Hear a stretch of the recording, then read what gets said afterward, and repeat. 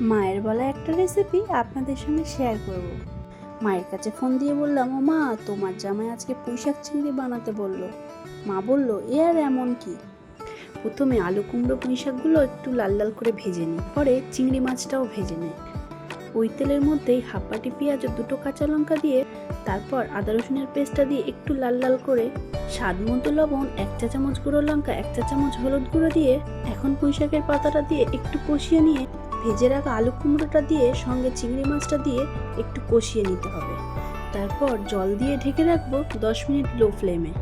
বিয়ের আগে স্কুল থেকে বাড়ি ফিরে যখন দেখতাম এই তরকারিটা বানিয়েছে, তখন মাকে বলতাম, ও মা, এটা কি বানালে? মা তখন বলতো, জানি তো তুই ওটা খাবি না, ওই জন্য তো তোর জন্য চিকেন বানিয়েছি।